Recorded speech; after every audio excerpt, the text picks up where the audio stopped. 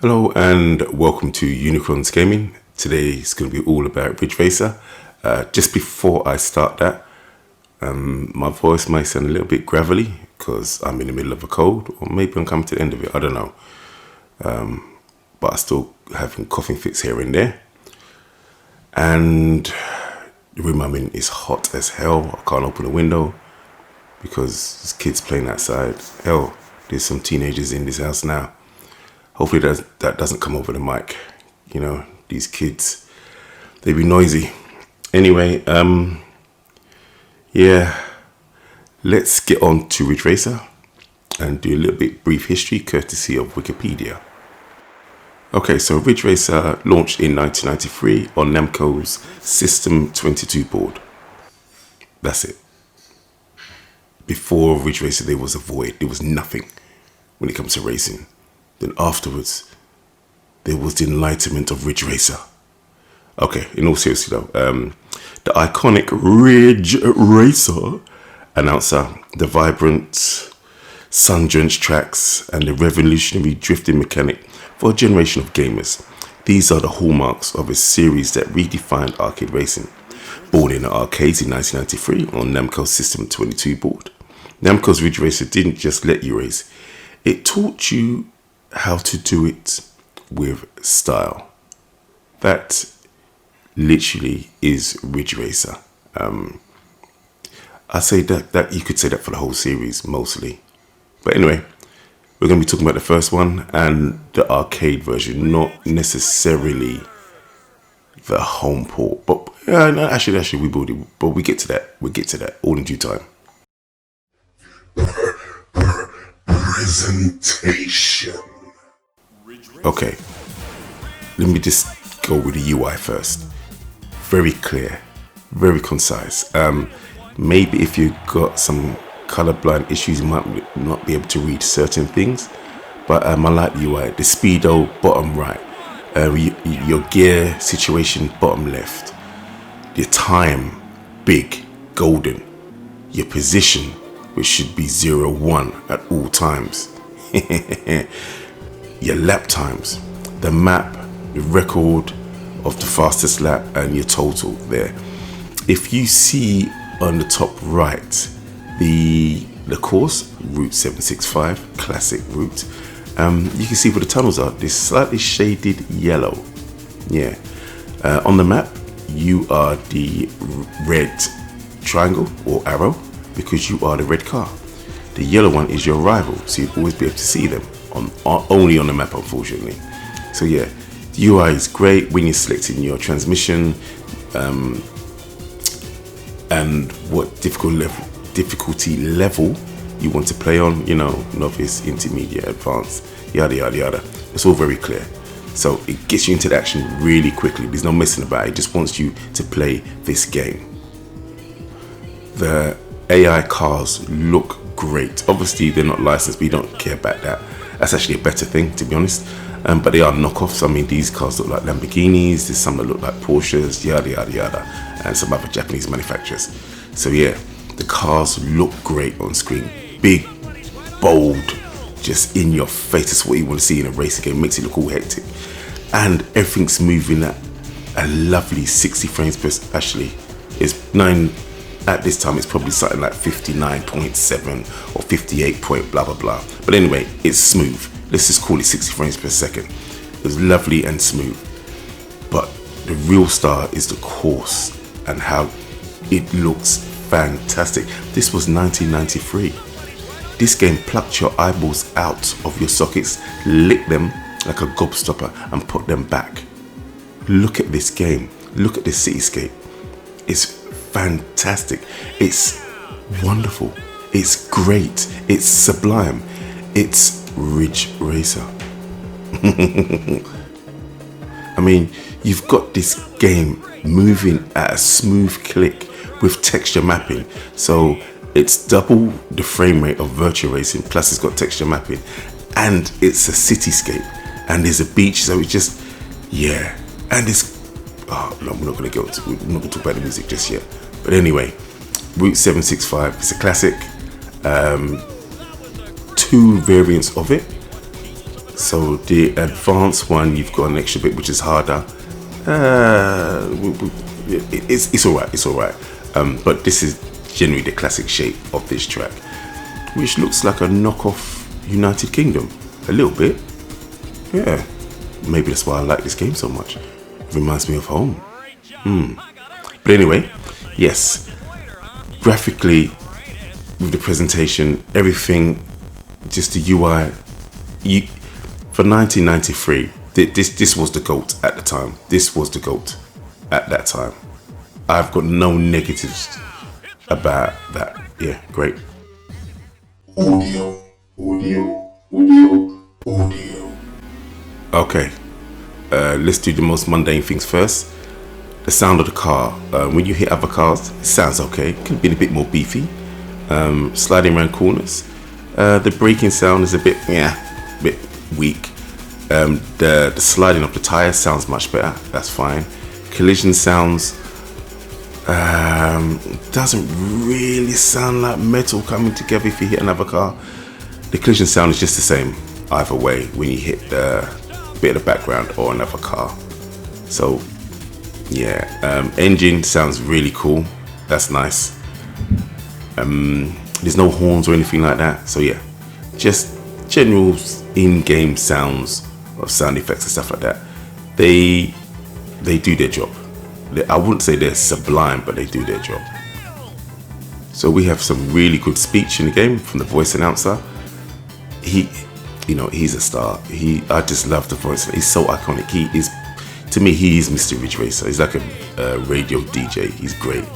The announcers are part of the game. They're just fantastic. So yeah, I don't know what to say. They don't get on my nerves. I know some people grated on them, but for me, no. I just love the announcers. Also the helicopters sound like crap in this game. When you're in a tunnel, the sound mixing is a bit off, or it could be. No, it is a bit off because you can tell you're in a tunnel, but it doesn't sound quite right. But that's just me being nitpicky. So if we've got a check mark or check boxes, so you've got sound effects, they get the tick. Announcer, he gets his tick. There's nothing else really to talk about when it comes to the sound. Oh my gosh, let's stop messing around here. With artists like Shinji Hoso and Nobuyoshi Sano, these guys, the music, the soundtrack for this game is ridiculous. It's got rave, it's got techno. This type of stuff at this point in time in a video game was unheard of to me anyway. Later on, when it came to the PlayStation's release and stuff, you had Wipeout, which had a soundtrack to equal or probably even better than Ridge Racer, but that was Wipeout. But at this time, this was 1993, so we didn't have that. This was the best arcade soundtrack that I had personally witnessed and heard. I just couldn't believe it. I mean, depending on where you are in the world, over here in the UK at that time we had raves and stuff, and there was a company called Ministry of Sound, and they would put together rave anthems. They'd come out for like an album a year and stuff like that. Every track on Ridge Racer would have been on that album. Easily would have been on that album, on the Ministry of Sound. In fact, I wonder if it actually was. I wouldn't be surprised if it was. Yeah, I'll have to check. But I do have the soundtracks. I had them on CD, and I've also got them digitally as well, because you just can't. I'm telling you, the music made the game. I would say personally, I think the music is the best thing about this whole package, and the package is just probably so inspirational to what arcade games could do at the time. I mean, this put Namco on the map when it came to racing games for me, because at this time it was Sega, Super Monaco GP, on a home system, Super Monaco GP2, Hang On, Super Hang On, obviously the Outrun games, and everything like this. There's, you know, the super scalar racing games. Then they came out with Virtua Racing. So it was Sega. Then Namco, I just knew them for, you know, Pac-Man. Realistically, that's all. I didn't pay no attention to Namco like that. And what else? What other things did they do? The Rolling Thunder games, yeah, and Gallagher and stuff like that. I wasn't really a Namco boy. That wasn't my thing. I was Sega, hard, all day, every day. But this game, I heard this game before I saw it, and once I heard it and I walked up to it, dear Lord, this looked like something from the future. You have to remember, once again, I'm going to keep on stressing this point. It was 1993, and the game sounded like this. Outrageous.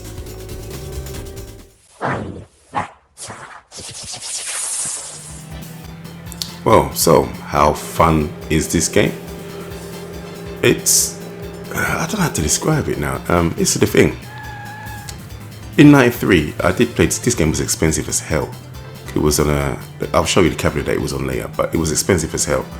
And you have to bear in mind, I had played a few racing games, but I wasn't really a racing game guy in the arcade. At this point in my life, all I cared about was Street Fighter. So I'm talking Champion Edition, Hyper Fighting, arguing over which version was the best port, the SNES or Mega Drive version. Challenging people, that's all I cared about. I knew an arcade stick and 6 buttons and combos. That's where my mind was. I wasn't interested in anything else in the arcade. And this came along and was like, oi, mate, check me out. I sat down and I played it, and I think I made it past 1 lap if I'm lucky. On novice, and the novice is 2 laps. So I may have done 50% of the game itself, hitting into corners and stuff like that. I loved the experience, but I didn't know what I was doing. It was too advanced. I mean, think about it. It was, I don't know. I played Mario Kart and F-Zero and Super Monaco GP2. What was I doing with this? This looked like something from the future. This was never coming home in my mind. I was looking at pixel bitmap graphics from Street Fighter, and you start bringing polygons with texture mapping. I'd barely played Virtua Racing in the arcade, and I thought that was the best it was ever going to be. I honestly did. And then this come along, and I played this, and I was just like, someone opened a door to the future, and that's where my mind was. I was like, okay, and this is staying in the future. This is going to be something that race car drivers practice on, like how the pilots practice Flight Simulator. That's where my mind was, because in 1993, I couldn't imagine this ever coming home. I had a 16-bit system, I told them. I had a Mega Drive and a SNES. In 1993, that's what I had. And he expected me to be good at this? This was open and shut case for me. I was like, cool, it's great. I enjoyed my expensive 1 minute lap, and I'm not touching it again because I can't get good at this game. It's too expensive for me to get good, but I appreciated what it did, and I left it there. Obviously times have changed, and we are where we are now, and I've played this game more. The handling is a little bit twitchy. Obviously it's not as refined as future versions, but we're talking, this is the first one, so it's a little bit twitchy. The rival car is teeth, like most of the AI. It's got some scaling issues there with the difficulty settings, even on novice to advanced, but that's not really a problem once you quote unquote get good. There are a few things that I just can't get over. The rear view camera, you can't block enemies coming behind you because you just can't see them, which is silly. There's no slipstreaming. There's no slipstreaming in this game at all. So you can follow an enemy AI car and they'll just go away from you, even though you should be passing them. But because there's no slipstreaming, that doesn't exist. But the biggest problem is it's only one player. It's just a single cab racer. You had Virtua Racing that came out the year before. which was multi-cab connectability. This was single player. Wow, what a fumble. But yeah, there you go. Bonus round. Okay, here I'm going to talk about my history and my overall thoughts. When I first saw this game, it was in a Trocadero. It was one big car with a massive screen, one big red car. I thought the car was a Mazda MX-5. I thought this was a Mazda MX-5 racing game. That's what I thought. I thought it was a simulation. I thought it was for Mazda. It's some sort of advert for them. But apparently it wasn't. But that's the first time I saw it. Hence why I say it was expensive to play. I was used to playing Street Fighter where I could use £1 and get anywhere between 3 and 5 credits. This game was like £1 to £2 for one go. Crazy money. And I remember I was hard into Street Fighter in 1993. So yeah. And here's the thing. This game probably shocked me, and it was just the awe of it. It was, can an arcade game be too much for your senses? This was. Because, I mean, at this point in time, a year before, Linford Christie was he was the Olympic champion for the men's 100 meters in 1992, Barcelona. CPS 2, which was the board that Capcom was using for Street Fighter 2, Super Street Fighter 2, sorry, and with the Q-Sound, was just being released. Everything else was CPS 1 or CPS 1.5, whatever the hell that thing was. So Super Street Fighter 2 was the new hotness for them, and it was crap. But I've already talked about Super Street Fighter 2 and all that crap. Not Super Turbo, Super Street Fighter 2 in 1993. I banged the mic. Shinobi 3, which I've spoken about and said that game could go toe to toe with a lot of Neo Geo games, in my opinion, visually, not audibly, but visually. That game had just been released on the Sega Mega Drive. That was a tour de force on the home systems. So you're telling me that 2 years from that, I'm going to be playing this at home, I would have said you're on crack and you're going to be dead in 2 years. That's what I would have said to you. Because you would just been on crack hard. There's no way in my mind I could have foreseen a port of this, a very good port of this in 2 years' time, that I'll be playing in Walthamstow in East London on my friend's Japanese PlayStation on his Sony Triniton TV. There's no way. So when I saw this game in 93, I thought, okay, that was cool. That was a mind-boggling experience. Anyway, back to Street Fighter, because there was no one else going to play this game. Because I needed to get good or practice. It was too expensive to practice on the arcade, and this game was never hitting home. Considering that I was used to 16-bit systems, how could I think that this game was going to come home within 2 years? It wasn't even a possibility in my fragile mind. As for the home version, the most I played this was at my friend, the Jazz Father. He lived, well, we're basically neighbours realistically, but he had this, and I used to just watch him play it. I tried to play it. I was still rubbish. I just didn't understand the drifting mechanics. I couldn't get my head around it. But he got good at the game, and I'm talking ridiculously good, doing 360s around corners in the air and stuff on the PAL, unfortunately, PlayStation version. But it was something to behold. When I tried to play it, I was terrible. My Ridge Racer experience, when I started to get good, is actually Ridge Racer Revolution. That's the game that taught me how to play Ridge Racer, not this one. The first one battered me. I just didn't understand the physics, how to play it. I tried to play it in a rear view camera, you know, where you can see the car. That's not how you play Ridge Racer. You play Ridge Racer in this mode. But anyway, yeah, I watched him play it and I saw what this game was all about.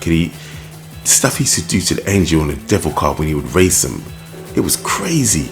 And I was just like, oh my god. When I played it, it was brrr, boom, boom, boom, hitting the walls, and I think the announcer was asking if I was okay or what are you doing or something like that, he would say, because I was just crashing into walls, and my friend Jazz would just be laughing at me. But no, he showed me what this game was truly about and how good someone could really be. And as much as I played at his house, I was just terrible. It didn't click.